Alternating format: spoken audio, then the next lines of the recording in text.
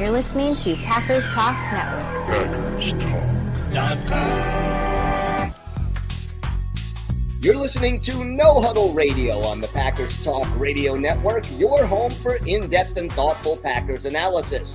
I'm your host, Gil Martin. My co-host is my good friend, Sean Tian. In addition to this show, I write for the PackersPost.com and Cheesehead TV. Sean was a TV sportscaster in Minnesota. We're here to talk Packers because you're all here for one thing, and that's a love for Green Bay football. Sean, how are we doing today?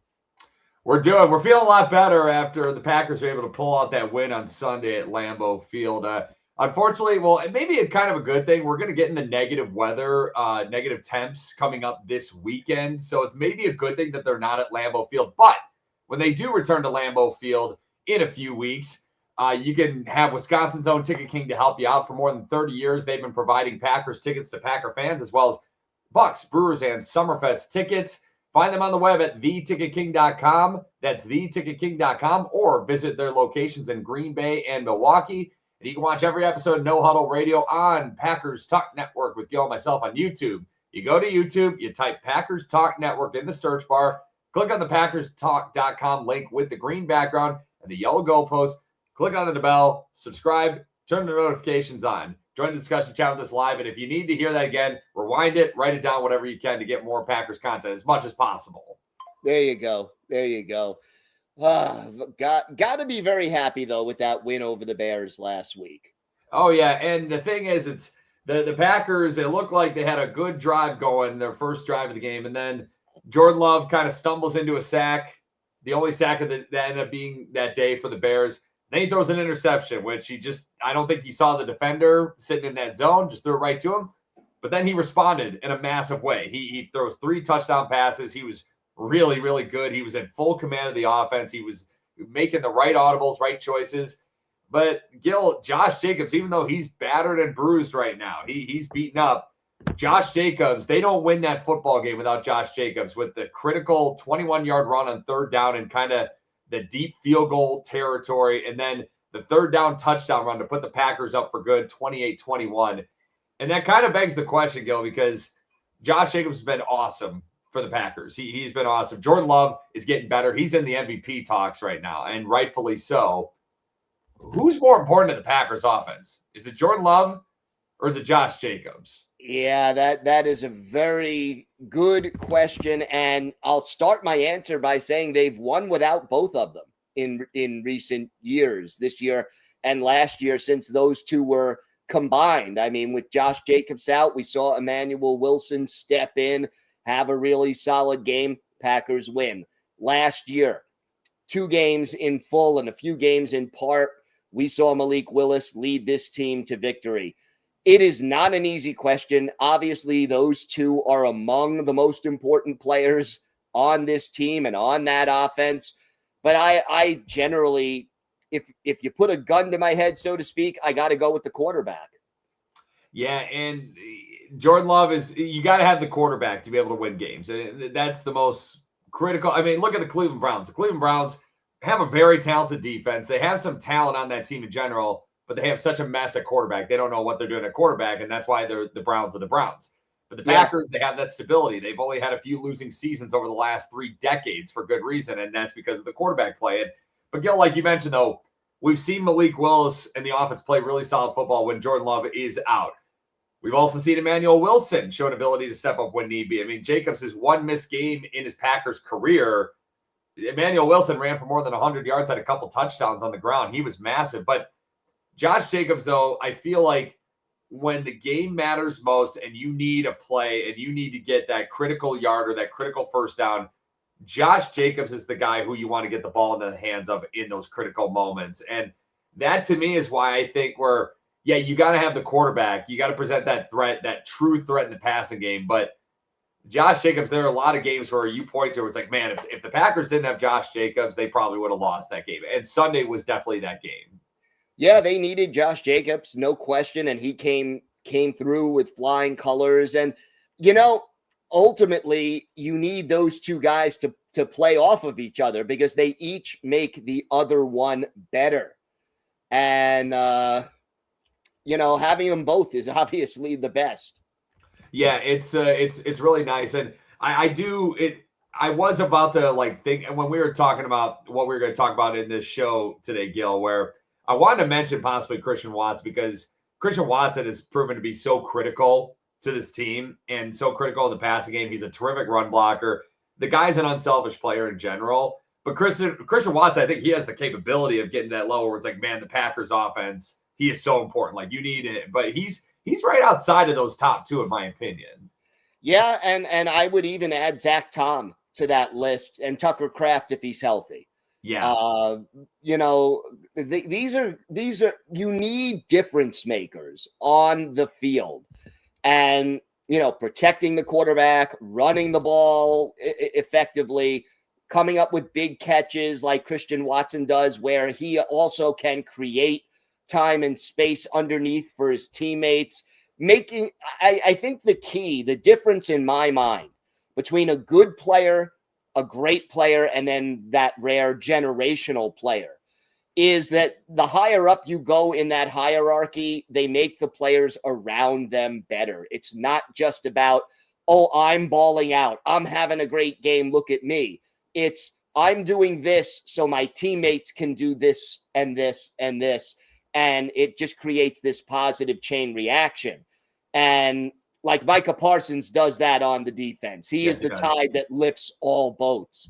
And I think having plus players like a Christian Watson, like a Josh Jacobs, like a Jordan Love makes this offense better. And those are the difference makers. You're not winning a Super Bowl without a bunch of difference makers on both sides of the ball. You need 2 or 3 minimum.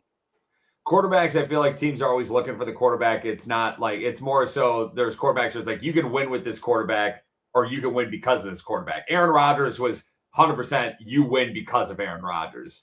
Is Jordan Love at that level because of, or is he more so you can win with it? Like, because it's, I feel like he's kind of in the middle, but he's well on his way to being at the level of like, you win because of this guy. Yeah, that's exactly what I was going to say. I think he's in between right now, but I think he's trending toward you win with this guy. And obviously the one thing he has to do is prove it. And the only way you prove it is you win in the postseason, because, 15-1 seasons are nice, 2011, but 2010 is the better memory for Packers fans, even though they won 5 fewer regular season games because they won when it mattered most.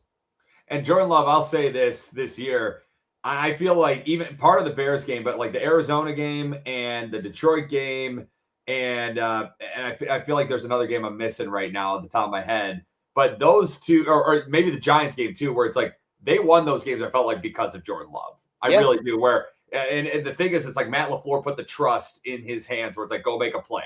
The Detroit game I'm talking about on Thanksgiving in Detroit. That's what you want to see from a young quarterback, a guy who's just getting better and better. And I don't know. I feel like it's like Jordan Love's not quite at the because of level, but he's getting closer. Josh Jacobs, I think, is you win because of him kind of running back though, which is it's very hard to find. Even though you can find good running backs, it seems like every year in the draft or whatever it may be. But yeah, it's like Jordan Love. It's like you just love the direction he's going. But I just think right now maybe Josh Jacobs is just a tad more critical to the offense than Jordan Love, but it's very close. It is very close. And, to illustrate your point about Josh Jacobs, that 29-yard run he made, where he should have been tackled at or near the line of scrimmage, breaks attack. Like he knew this was a key play. I need to get this first down. And he turned it on. He found that something extra in the clutch. And really, that last game-winning drive was all him. Yeah, he's critical, man. And it's like X's and O's is not as good as Jimmy's and Joe's. Give it to your Jimmy's and Joe's. Don't set it up for a random guy for an X's and O's. Like a better player beats a better play call 99 times out of 100, I feel like, at any level of football. Moving on, though. Speaking of Josh Jacobs, Gil, the Packers injury report, not terrible, but not promising overall, because there's only one DNP so far this week in practice. That's Josh Jacobs, though. He's dealing with that knee injury that he suffered against the New York Giants at MetLife Stadium, that turf that I just want to curse over and over. Josh Jacobs said he had some swelling in the second half of Sunday's game against the Bears, which makes his late runs on that final drive even crazier. Had an MRI, though, on Monday, which confirmed no structural damage. And Matt LaFleur said essentially he's truly day-to-day, but he has not practiced at all this week. Hopefully they will have him for Sunday's game. Limited so far this week includes Javon Bullard, Brenton Cox Jr., Kingsley Enagbare, Matthew Golden, Marshawn Lloyd, Colin Oliver, Jaden Reed, Jordan Riley, Zach Tom, Lucas Van Ness, who again he's had that foot injury he's been nursing for a while now. He's back in a limited capacity of practice this week. Christian Welch, Dontavian Wicks, and Savion Williams, and then Jordan Love. He's been a full participant in practice so far this week with that left shoulder. Big game this weekend, Gil. The Packers, they're going to Mile High to face the Denver Broncos, a Broncos team 11-2, fighting for the number 1 seed in the AFC, like the Packers battling for the number 1 seed in the NFC. Yeah. Let's start with the Broncos offense, Packers defense. Denver's total offense this year 10th in the league. Green Bay's total defense 5th overall. Denver, they're 14th in scoring, 13th in passing, 14th against running the ball. Green Bay's defense 6th in scoring, 7th against the pass, and 9th against the run. Yo, this is the big matchup between the Broncos offense and the Packers defense. I feel like this is when these units are on the field. I feel like this is going to dictate how the game goes on Sunday. What's a matchup that we got to look forward to between the Broncos offense and the Packers defense? Yeah, there's a few of them, but you got to get some pressure on Bo Nix. I'm gonna start with that. And the Packers defensive line, led by Micah Parsons, got to get some pressure. But here's the thing. Because he is a young quarterback at this stage in his career, Nix almost gets into more trouble when he has time to think rather than when he's just reacting. So you want to keep him in the pocket and not let him run and react. You want him to actually think things through, because sometimes with him at this stage in his career, there's paralysis by analysis. Yeah, he was one of those many quarterbacks who went in round 1 of the 2024 NFL draft. This year, he's not a bust, but he's not a star yet. But he's 63.2% passing the ball, throwing about 227.2 yards per game, only 6.3 yards per attempt, 86.4 passer rating, has 19 passing touchdowns, 4 rushing touchdowns, has also thrown 9 interceptions. So, Gil, like you said, he's gotten in trouble. But that O-line is not the reason that he's been in trouble this year, Gil, because the Broncos O-line is one of the best. 17 sacks allowed this season as a unit. That's tied for fewest in the NFL. Green Bay, they have 33 sacks as a defense. That's tied for 11th in the league. Obviously, Micah Parsons. Denver's going to make a point to take him out of the game. So Rashawn Gary's got to take advantage of some one-on-ones. And Kingsley Enagbare, he had a really good game on Sunday. I think we're going to see a lot of Kingsley Enagbare coming up on Sunday. Yeah, I think so. And we need a little more juice in the pass rush from Rashawn Gary, obviously. Enigbare's done well. Do we get a little Lucas Van Ness this week as a possibility? It's going to be interesting to see, whether or not he's ready to go. I will say, I think I like the coaching matchup between Sean Payton, the head coach of the Broncos, and he calls all the plays for the Broncos offense, against Jeff Hafley. Just seeing what Sean Payton's one of the better offensive minds. Remember, he was nearly the Packers head coach when they decided to hire Mike McCarthy instead of him. Both coaches won Super Bowls in their respective destinations, so it worked out for both of them really in the end. But it's going to be interesting to see what Jeff Hafley dials up against a Sean Payton offense and what Sean Payton has planned for the Packers defense, a defense that keeps a lot in front, tries to play everything safe, and just let their front four try to get home every time. And they sell out on the run. Now, I do believe Evan Williams is going to be very critical for the Packers in this game. Williams is so good defending the run. He had a great game on Sunday against the Bears, too. Should have had an interception that was somehow wiped away by instant replay. Don't understand. That's another conversation. But he's great defending the run, though, from the deep safety spot. He's really good in coverage. Sean Payton loves to run the ball. He loves to run play action. And I think with Williams, with how aggressive he is at the line of scrimmage, Gil, that Sean Payton's probably circling him like, we're going to try to burn him. We're going to try to expose the Packers, and it's going to go through Evan Williams, because Evan Williams is really an integral part of this Packers defense. He's really, really crucial. So if you put him out of position, the Broncos could take advantage pretty fast. They could, but the good news for the Packers is Evan Williams has a very high football IQ. And he does a very good job of reading plays. He's not the most athletic safety in the NFL, but he does a really good job of knowing how to put himself in the right place at the right time to make plays. And, that is sort of the matchup within a matchup within a matchup, right? Can they get Evan Williams off his game, fake him out, scheme him out of the play? It's something to keep an eye on. And the other issue, as far as Williams and McKinney are concerned, is, Evan Ingram, who covers him. So that's the other part of it as far as Evan Williams is concerned. RJ Harvey's another concern that the Packers got to circle too. A guy who Sean Payton likes to involve quite a bit in the passing game. J.K. Dobbins is on IR for the Broncos, so RJ Harvey is the guy. And there's a lot that they like to do with him at running back. So it's a lot of pieces in Denver. Sean Payton does a really good job calling this offense, trying to make life simple for Bo Nix, who's still a young guy who he has a lot of praise for, and rightfully so. I think he's a guy who's well on his way. But maybe the Packers have a better plan. It's going to take this to me, Gil, Jeff Hafley against Sean Payton, though. This to me is Jeff Hafley's tape for why he should be a head coach. And I think if Jeff Hafley, if that defense plays really well, and it's because of Jeff Hafley, the game he calls, I don't think Hafley's going to be in Green Bay much longer, honestly. I don't think he's going to be in Green Bay much longer either way, but this would certainly, be near the top of his resume if indeed the Packers play very well, and his scheme is a big part of that.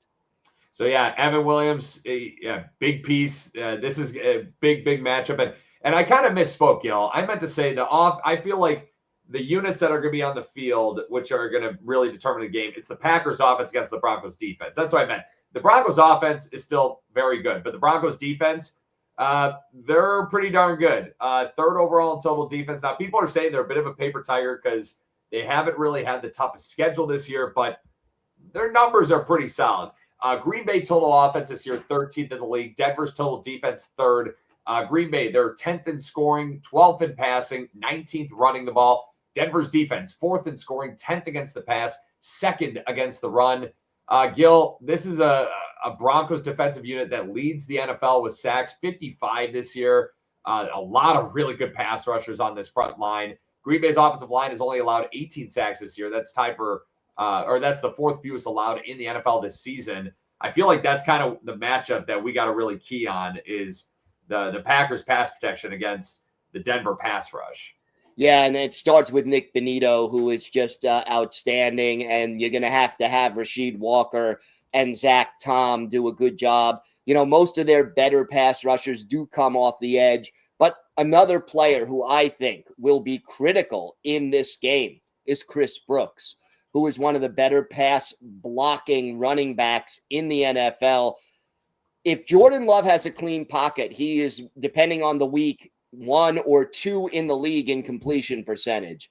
You give Jordan Love time to throw, he should be able to move the football on this Denver defense, as good as it is. But as you mentioned, they are number 1 in the league in sacks. So giving him time to throw is going to be the linchpin for everything this offense wants to do.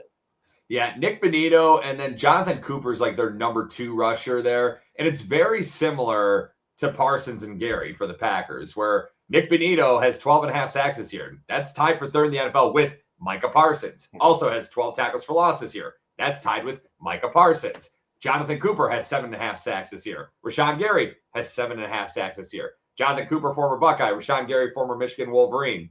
That's kind of a weird tie. I just want to throw that in there, Gil, because I figured you'd appreciate that as a Michigan alum. But it's eerily similar. And I feel like Chris Brooks didn't play a whole lot last week against the Bears. And I think that was the Packers saying, like, you know what? Our O-line can handle their pass rush. Let's get more guys out in space. But I do agree. I think Chris Brooks is going to be extremely critical this weekend. Yeah, I think so too. And he is so adept at picking up blitzes, stunts, knowing where to go, getting Jordan Love that extra half second. And to his credit also, Jordan Love is very good at extending plays. So here is strength against strength. The Packers' pass protection and Jordan Love's ability to avoid the rush with the number one sack defense in the NFL. Well, what certainly helps the Broncos defense in that pass rush is that they have the reigning NFL Defensive Player of the Year at corner and Pat Surtain II, who is tremendous. Again, he was the NFL Defensive Player of the Year a year ago.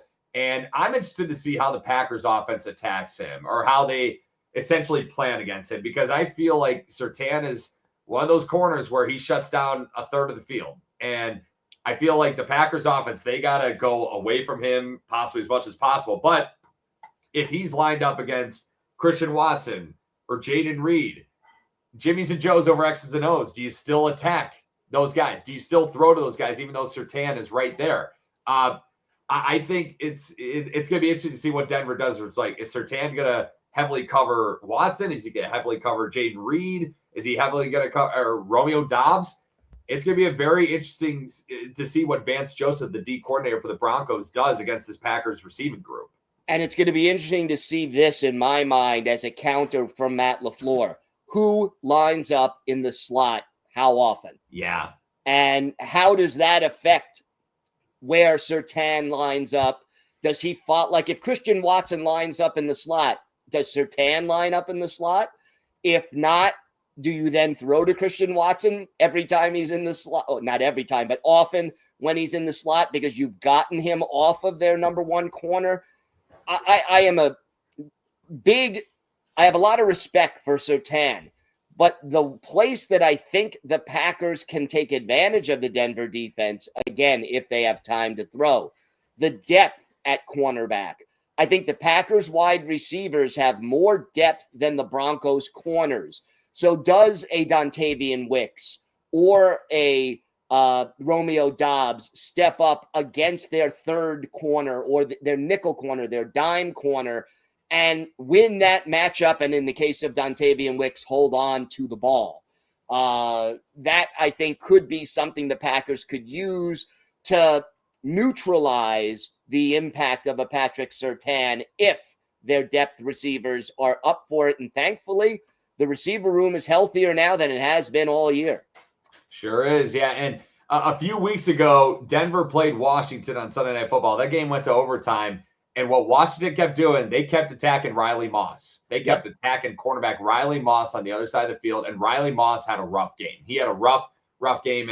And obviously, everyone saw that tape. Denver probably has learned from that too. But the Packers, they probably looked at it. It's like, okay, you go away from Surtain. You have time to throw. Like Marcus Mariota, who is a fine backup, but he's not Jaden Daniels, was really having he had a solid night. That he did have an interception that game too, but he had a solid night against that Denver defense, that vaunted Denver defense. So it's going to be interesting to see that. And I do hope that Josh Jacobs plays this weekend. I want to add that as well, where Josh Jacobs, these are the kind of games I feel like you need him for, where Denver's the third best rushing defense. They're only allowing opposing rushers to rush for 3.7 yards per carry. That's tops in the NFL. It's going to be critical to the Packers. You got to have balance against this Denver defense, because that's the only way you can really get on these guys, is if you could show that you can run and throw the ball. Yeah, you got to have balance. You got to scheme some things up, and you've got to set the tone. And it is a challenge. Look, this team has only lost 2 games all year, and their defense is a big, big reason for that success. If the Packers win the toss on Sunday, Gil, do you defer or do you receive? I would tend to defer, although I know Matt LaFleur would probably receive. What about you? I feel like I feel like in a game like this, I think you would receive just because like you need, I think ball control and time possession, and it's just going to be extremely critical. I'm usually in the camp of defer, but I feel like in this game where it's like set the tone right away. If you could score right away in the opening drive, you're feeling pretty good about your chances in Denver, a place that they typically don't win very often the few times they've been there. Real quick, let's go over some real quick stats and figures. Broncos injury report as well. Turnover ratio this year, the Packers +4. The Broncos, surprisingly, -3. They don't take the ball away a whole lot. They have given the ball away just a little bit more, and they play similar style defense as the Packers, really. They try to keep everything in front and just they're very much bend, don't break to a T. Total penalties this year. Green Bay, 15 fewest penalties this year with 100. Denver, 130 total penalties. That's third most in the league. Third downs, Green Bay's offense, the number one third down offense at 50.6%. Defensively, 39.5%. That's tied for 18th in the NFL.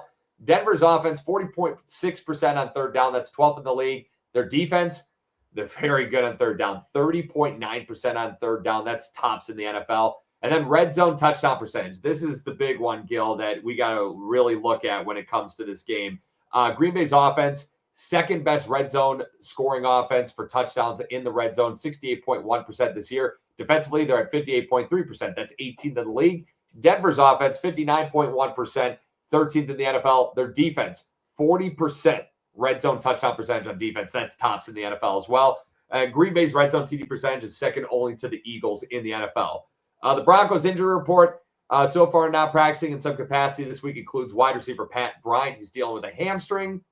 Limited this week, tight end Nate Adkins with a knee. Offensive guard Ben Powers, who's dealing with a biceps injury, coming back from a biceps injury. He was designated to return from the IR. Full participant so far this week, defensive tackle DJ Jones with an ankle. And then on the IR pup list, a few notable names includes running back J.K. Dobbins, as we mentioned earlier, and defensive end Matt Henningsen, a former Wisconsin Badger. Gil, why does Green Bay win on Sunday in Mile High? Green Bay wins if they force Denver to make long, deliberate drives down the field, does not give up a lot of splash plays, and if they are able to consistently mix up the run and the pass. Like you said, Gil, earlier, make Bo Nix think. Yep. If they can make Bo Nix think, you're possibly a good thing's going to happen for you. But the big thing for me, the Green Bay wins on Sunday if they win third down and they win the red zone when they're on offense. Because those are the two areas Denver absolutely excels in. Green Bay excels in those areas as well overall throughout the course of the season. That's going to be critical. Why does Green Bay lose? Green Bay loses, A, if Jordan Love doesn't have enough time to throw and move the ball through the air, and B, if Nix is able to make some splash plays that just open things up for the Denver offense. If Denver's D-line is overwhelming for the Packers O-line, like the Eagles game, it's going to be a hard day for the Packers. And then if Bo Nix, if you just let him do his thing on offense and you don't get any pressure on him and he's able to move quickly and the run game gets going for Denver, that's why the Packers will lose this game. Gil, what's your prediction? This is a tough one. The difference to me is that this game is in Denver. The altitude doesn't help the Packers. Mm-hmm. The fact that it's sandwiched between two games against the Bears has me a little bit concerned. I think this will be a low-scoring game. I think it will go down to the wire, but I'm going 17-13 Denver. And it's funny because this has the looks of being a low-scoring game. You would think it's going to be a low-scoring game given both how good both of these defenses are and everything, how they've played so far this season. But when you think it's going to be a defensive grind, that's when it becomes an offensive shootout. And I'm going to just take a guess that it's going to be an offensive shootout.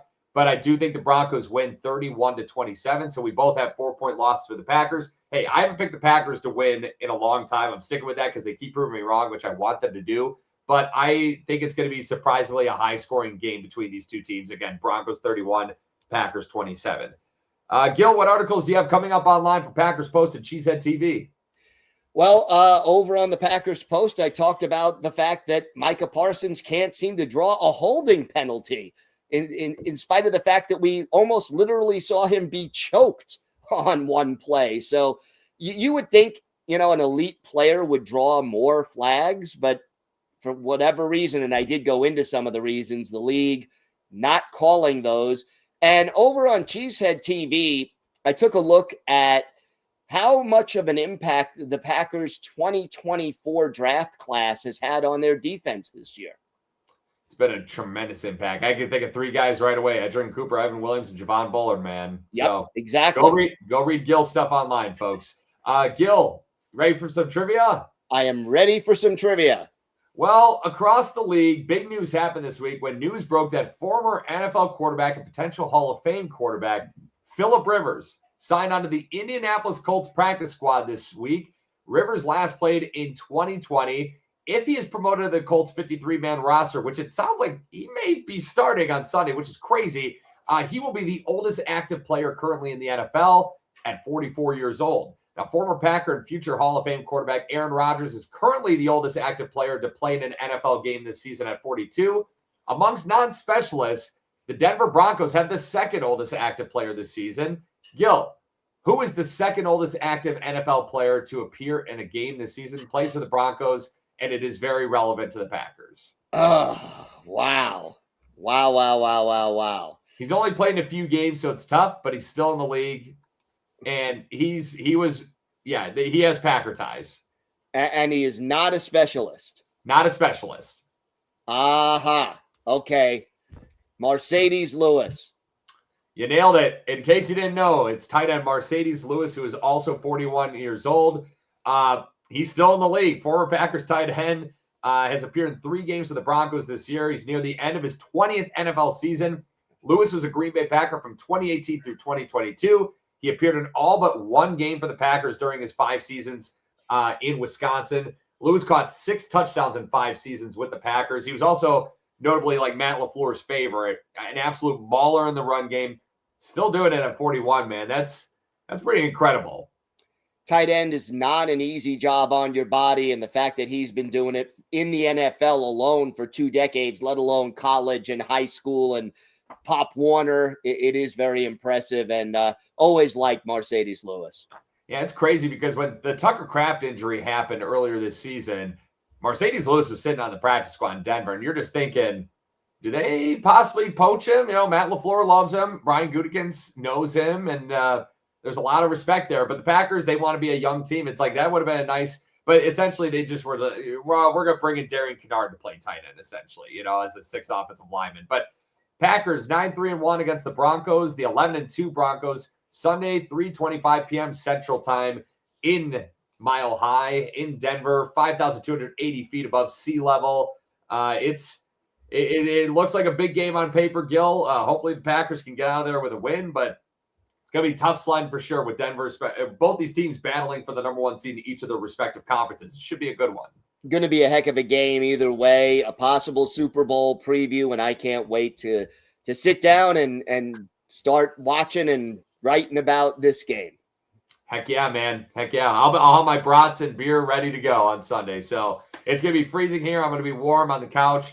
I don't know what the weather looks like in Denver, but watch them get like an avalanche or something like that. And then it's like it ends up being a 7-3 game or something like that. One of the best snow games that I remember outside of Lambeau was a Monday night game in October of '84 where like a foot of snow fell during the game. And I think it was James Lofton's most productive game as a Packer. In the snow. In the snow. He had like 200 yards receiving in that game. But that's when the offensive shootouts happen, when you don't expect it to happen. Yeah, so it's very true. We'll see. That is it for us today. We'll be right back here next week. Follow us on Twitter at GoPackers and at GBPackers. Stay up to date on all the Packers or to ask us questions. Or you could email us at gbpackerssean@gmail.com. Make sure you subscribe to Packers Talk on iTunes, Google Play, Spotify, YouTube, or wherever you get your podcasts. Big thanks to PackersTalk.com for powering our show. Thank you for listening. Until next time, go Pack, go. Go Pack, go.